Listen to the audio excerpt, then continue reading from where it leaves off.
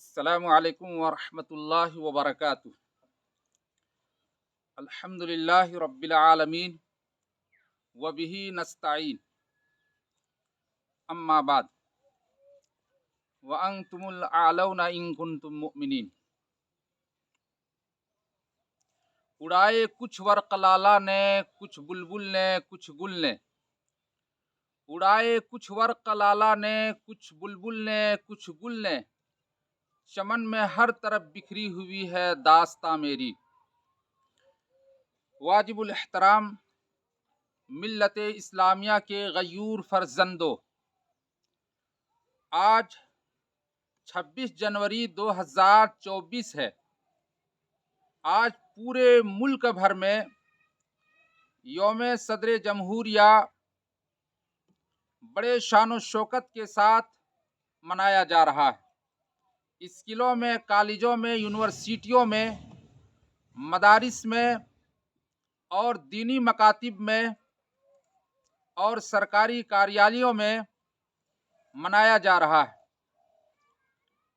آج ہم اور آپ جگہ جگہ پر صدر یوم جمہوریہ کے جشن منانے کے لیے جمع ہو رہے ہیں۔ تو میں ایک تاریخ بیان کر دوں، جس تاریخ کا جاننا پورے بھارت کے انسانوں کے لیے، بھارت کے باشندوں کے لیے ضروری ہے کہ آخر ہم اور آپ یوم جمہوریہ کیوں مناتے ہیں۔ یہ ہمارا ملک ہندوستان 15 اگست 1947 میں آزاد ہوا۔ یہ ہندوستان انگریزوں کی غلامی سے 15 اگست 1947 میں آزاد ہوا، اور بھارت کا اپنا کوئی قانون نہیں تھا۔ اس کمی کو دور کرنے کے لیے دستور ساز کمیٹی کی تشکیل دی گئی، جن کی صدارت ڈاکٹر بھیم راؤ امبیڈکر نے سنبھالی، اور انہی کی صدارت میں آئین ہند کو لکھا گیا۔ مکمل طور پر 2 سال 11 مہینے 18 دن لگے۔ گویا 26 نومبر 1949 میں ہندوستان کا دستور بن کر مکمل تیار ہو گیا، مگر اسے 26 جنوری 1950 عیسوی کو پورے ملک بھارت میں نافذ کیا گیا۔ تب سے ہر سال یوم جمہوریہ کا جشن بڑے پرتپاک انداز میں ملک بھر میں بڑے خوش و خرم کے ساتھ اور دھوم دھام کے ساتھ، چہل پہل کے ساتھ مناتے ہیں۔ آپ بحسن خوبی واقف ہیں کہ آج ہم سب یہاں 26 جنوری کو یوم جمہوریہ منائے ہیں۔ ہمارے یہاں اسکول سرزمین چمن بیگھا میں اور جامعہ اشرفیہ تجوید القرآن میں، دودھوڑی بہرا پہاڑی کے مدرسہ انوار الہی، دارالعلوم انوار الہی میں بڑے ہی جوش و خروش کے ساتھ یوم جمہوریہ کا جھنڈا پھہرایا گیا، منایا گیا۔ یہ ہندوستان کے آزاد ہوئے میں 77 سال ہو گئے ہیں۔ یہ بھارت کا جو دستور ہے، دنیا کے طویل ترین دستوروں میں سے ہے۔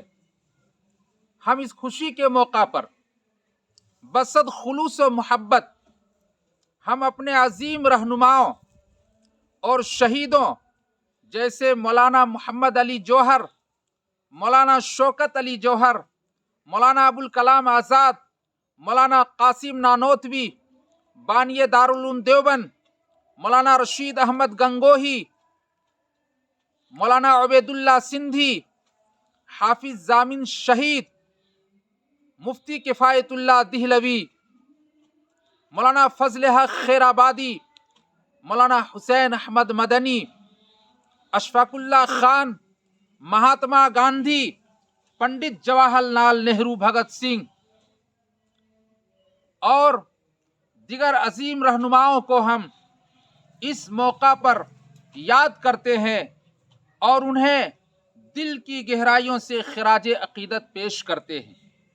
یہ ہمارا ملک ہندوستان جمہوری ہے، یہاں ہم جمہوریت کا جشن مناتے ہیں۔ یہ سیکولرزم ملک ہے، تمام مذاہب کے ماننے والوں کو مکمل طور پر آزادی حاصل ہے۔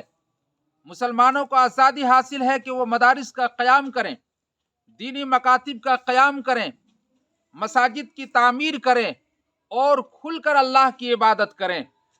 ہندوؤں کو رام رام کہنے سے نہیں روکا گیا ہے، اسی طرح مسلمانوں کو اللہ اللہ کہنے سے بھی نہیں روکا گیا ہے۔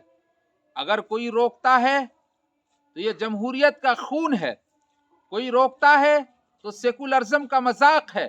یہاں تمام مذاہب کے ماننے والوں کو کھلی طور پر آزادی ہے، خواہ وہ مسلمان ہو یا ہندو ہو، سکھ عیسائی ہو یا بدھ مت کے ماننے والے ہو یا کسی بھی دھرم سے تعلق رکھتے ہوں، تمام مذاہب کے لوگوں کو یہاں آزادی ملی ہوئی ہے کہ کھل کر وہ اپنے مذہب پر عمل کریں اور اس کی دعوت و تبلیغ کریں اور خوب خوب ان کی اشاعت کریں۔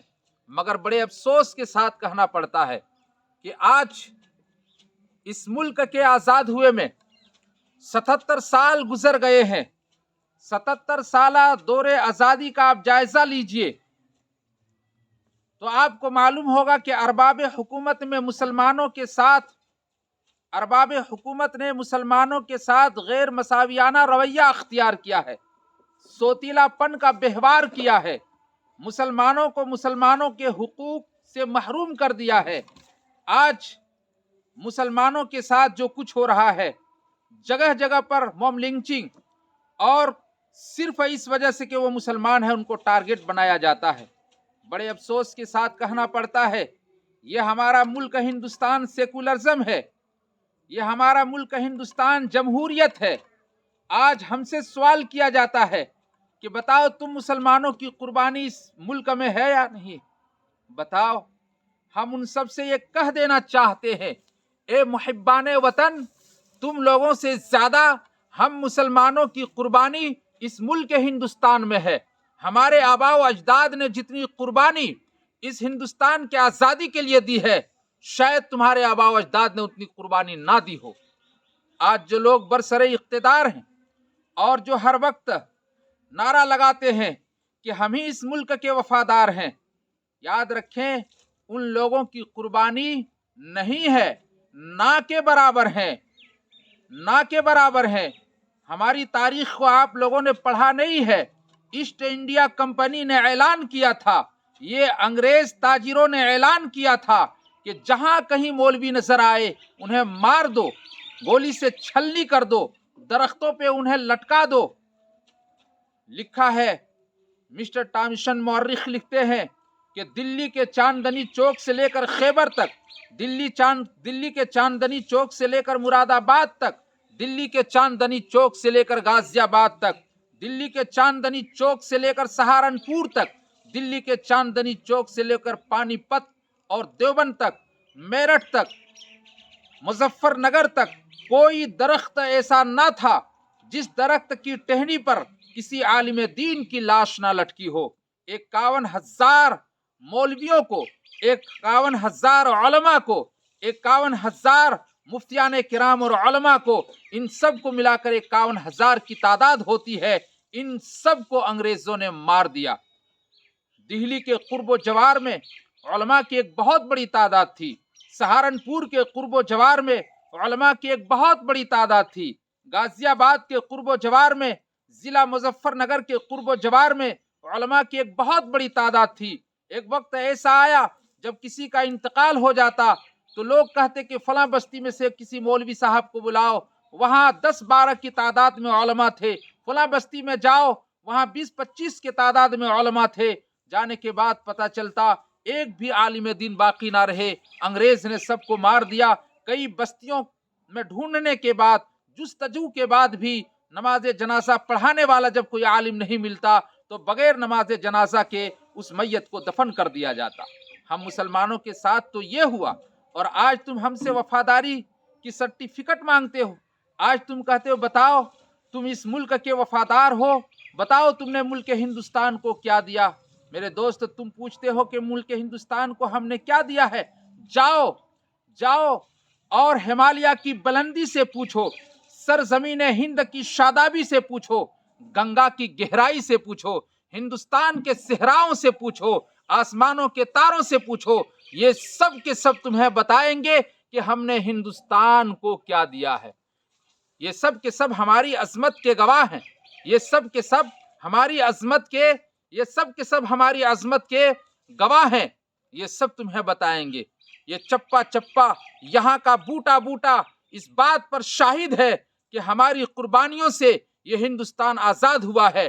اگر علماء کی قربانی نہ ہوتی اور یہ مسلمان بڑھ چڑھ کر کے اور یہ قربانی نہ پیش کرتے، اپنے جان کی نذرانے نہ پیش کرتے، خون نہ بہاتے، تو شاید یہ ملک ہندوستان آزاد نہ ہوتا، اور آج تک یہ محبان وطن بھی اور ہم سب اس ملک ہندوستان میں غلام ہوتے۔ ہم نے انگریز کو یہاں سے اس لیے بھگایا تھا کہ یہ ہماری مساجد کے دشمن تھے، یہ ہمارے مدارس کے دشمن تھے، یہ مسلمانوں کے دشمن تھے، یہ مسلمانوں کے مذہب کے دشمن تھے، یہ اسلام کے کٹر دشمن تھے، اس لیے ہم نے ان کو بھگایا تھا۔ مگر آج بھی تو ہمارے ساتھ وہ دشمنی انگریز تو نہیں مگر انگریزی ذریت یہ نبھا رہی ہے، اور آج ہمیں اس ملک کو جو ہمارے اکابرین نے آزاد کیا ہے ان کا صلہ ہمیں دے رہا ہے۔ بتاؤ قطب مینار کی بلندی کس نے دی؟ بتاؤ تاج محل کی رعنائی کس نے دی؟ بتاؤ لال قلعہ کی عظمت کس نے دی؟ بتاؤ جامع مسجد دہلی کے پرشکوہ عمارت کس نے دی؟ یہ سب کے سب تمہیں بتائیں گے کہ ہم نے ملک ہندوستان کو کیا دیا ہے۔ 100 بار سوارا ہے ہم نے اس ملک کے گیسویں برہم کو، 100 بار سوارا ہے ہم نے اس ملک کے گیسویں برہم کو، یہ اہل جنوب بتلائیں گے کیا ہم نے دیا ہے عالم کو۔ ہماری قربانیوں سے پورا ہندوستان سرسبز و شاداب ہے، ہماری ہی قربانیوں سے آج پورا ہندوستان رنگین ہے۔ آج یہ چہل پہل دیکھ رہے ہیں، اس میں زیادہ تر خون اگر شامل ہے تو مسلمانوں کی شامل ہے۔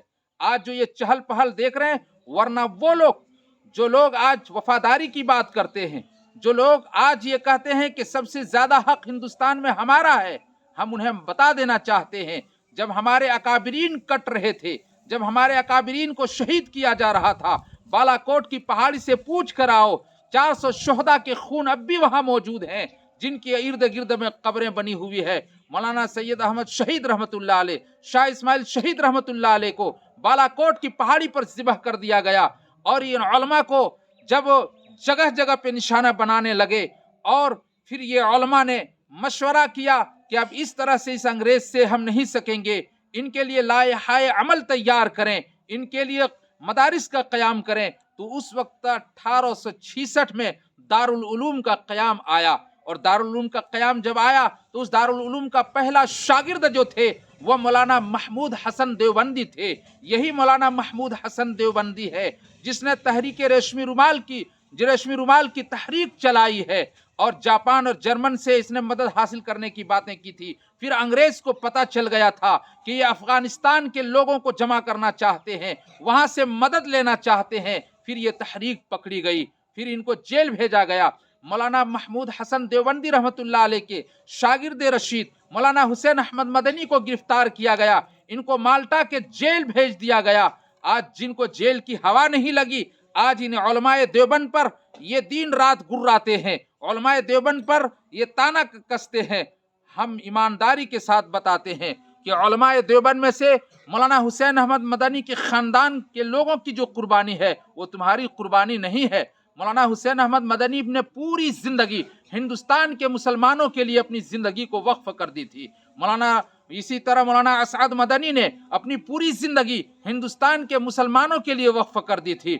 اسی طرح مولانا ارشد مدنی کی جو آج قربانیاں ہے، جمعیت علماء ہند کا قیام 1919 میں آیا، اور جنگ آزادی میں جو رول ادا کیا ہے، جنگ آزادی میں جو قربانیاں پیش کی ہے، جمعیت علماء ہند کے جو کردار رہا ہے، اس سے بڑھ کر کسی جماعت کا کوئی کردار نہیں ہے، اور اس سے بڑھ کر کسی کی کوئی قربانی نہیں ہے۔ آج کہنے سے کیا ہوگا، ہر کوئی کرسی پر بیٹھ کر ایک دوسرے پر کفر کا فتویٰ ڈالتے ہیں۔ آج ہر مکتب فکر کے لوگوں کو علماء دیوبند سے چیڑ ہے، علماء دیوبند کی قربانی سے یہ ناراض ہیں۔ علماء دیوبند کی قربانی یہ ہے کہ پورے ہندوستان ہی نہیں، پوری دنیا میں علم حدیث کو پھیلایا ہے. علماء دیوبند نے دین کی جو خدمت کی ہے وہ تمہاری خدمت نہیں ہے. تم تو صرف تانا کسنے میں رہ گئے, تم تو ایک دوسرے کو کافر بنانے میں رہ گئے. کاش کہ یہ سب مسلمان ایک پلیٹ فارم پر آتے. جتنے بھی مکاتب فکر کے لوگ ہیں, ٹھیک ہے تم بریلوی ہو مگر تمہارا 10-20 لیڈر ہوتے. ٹھیک ہے تم وہابی ہو, تمہارے بھی 10-20 کوئی سیاسی لیڈر ہوتے.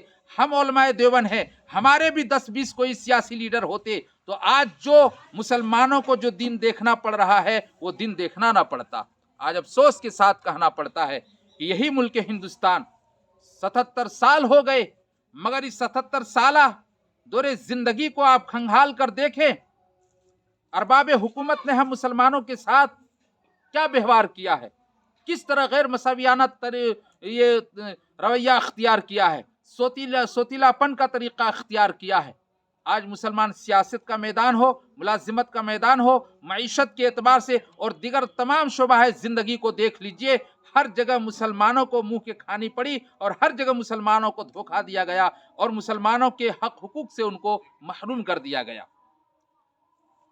یہی ہندوستان آج سیکولرزم اور جمہوریت کا خون کس طرح ہو رہا ہے.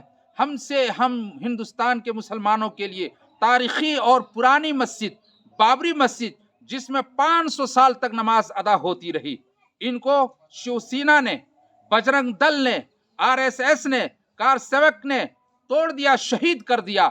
اور پھر ستم بلائے ستم یہ ہیں کہ 22 جنوری 2024 کو وزیر اعظم کے ہاتھوں کے ذریعے رام مندر کا افتتاح کر دیا گیا. گویا کہ مسلمانوں کے ہرے زخم میں نمک چھڑکنے کا کام PM مودی نے کیا. یہ جمہوریت کا خون نہیں ہے, یہ سیکولرزم کا مذاق نہیں ہے. سپریم کورٹ نے فیصلہ سنایا تو یہ فیصلہ سنایا کہ یہاں مندر توڑ کر مسجد نہیں بنائی گئی. مسجد کو توڑا جانا یہ غیر قانونی تھا, اس کے اندر جو مورتیاں رکھی گئی وہ بھی غیر قانونی تھا. جب یہ فیصلہ آ گیا تو برادران وطن کو چاہیے کہ یہ مسجد ہمیں واپس کر دیتے, ہم پھر اس مسجد کو سنوارتے بناتے, مگر ایسا نہیں کیا گیا. ایسا نہیں کیا گیا تو نہیں کیا گیا تو ہم صبر کرتے ہیں. ہم مسلمانوں کا یہ عقیدہ ہے جب کہیں مسجد بن جاتی ہے تو وہ قیامت تک مسجد ہی رہتی ہے. تم ایک رام مندر نہیں ہزاروں رام مندریں تعمیر کر دو, تمہاری نظر میں تو وہ مندر ہے رام مندر, مگر میری نظر میں وہ مسجد ہے. خانہ کعبے میں 360 بت رکھا تھا مشرکین مکہ نے, مگر وہ 60 بت رکھنے کے باوجود وہ خانہ کعبہ ہی تھا. آج پوری دنیا کے مسلمان طواف کر رہے ہیں اور ارکان حج وہاں ادا کرنے کے لیے جاتے ہیں, تو تمہاری نظر میں تو وہ رام مندر ہے, مگر ہم مسلمانوں کی نظر میں وہ بابری مسجد ہے اور وہ مسجد ہی رہے گی. عرش سے لے کر فرش تک وہ جگہ مسجد ہی کہلائے گی. ہم یہاں صبر کرتے ہیں, مگر سیکولرزم کا خون ہوا, جمہوریت کا خون ہوا, مسلمانوں کے ساتھ انصاف نہیں ہوا. ہم اللہ تعالیٰ سے دعا کرتے ہیں کہ الہ العالمین اس ملک میں امن و امان قائم فرما. اور پھر آج ہم سے کہا جاتا ہے کہ آزادی ہے, یہ کیسی آزادی؟ یہ آج فسادات کی جو تاریخ ہے جب ہم پڑھتے ہیں تو کلیجہ منہ کو آتا ہے, زبانیں گونگ ہو جاتی ہے, پاؤں تلے سے زمین کھسک جاتی ہے کہ یا اللہ یہی ملک ہندوستان ہے جس ہندوستان کو آزاد کرنے کے لیے 51,000 علماء نے اپنے جان کی بازی لگا دی اور وہ پھانسی کے پھندے کو چوم لیا. اگر انہیں یہ معلوم ہوتا کہ مسلمانوں کے ساتھ یہ دن بھی, مسلمانوں کو یہ دن بھی دیکھنا پڑے گا, تو شاید ریشمی رومال کی تحریک نہ چلتی. اگر مسلمانوں کو یہ معلوم ہوتا تو کبھی بھی وہ پھانسی کے پھندے کو نہ چومتے. اگر مسلمانوں کو یہ معلوم ہوتا تو اتنی بڑی قربانی نہ دیتے. سید احمد شہید اور شاہ اسماعیل شہید بالا کوٹ میں جا کر کے یہ اپنے جان کی شہادت اور نذرانے پیش نہ کرتے, مگر انہیں پتہ نہیں تھا. افسوس ایسی آزادی پر. اگر اسی کا نام آزادی ہے تو ایسی آزادی ہمیں نہیں چاہیے. ہم ایسی آزادی کے طلبگار نہیں ہیں. اس آزادی کو ہم کل بھی لات مارتے تھے اور اس آزادی کو ہم آج بھی لات مارتے ہیں.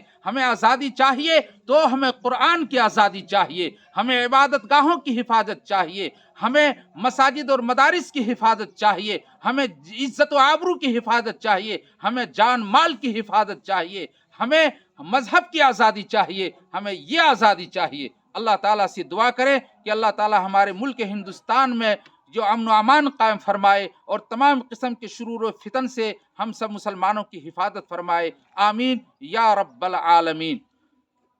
وطن سے ہو وفاداری یہی اسلام کہتا ہے، وطن سے ہو وفاداری یہی اسلام کہتا ہے، دل کے ہر گوشے میں ہم ہندوستان رکھتے ہیں۔ آمین یا رب العالمین۔ السلام علیکم ورحمۃ اللہ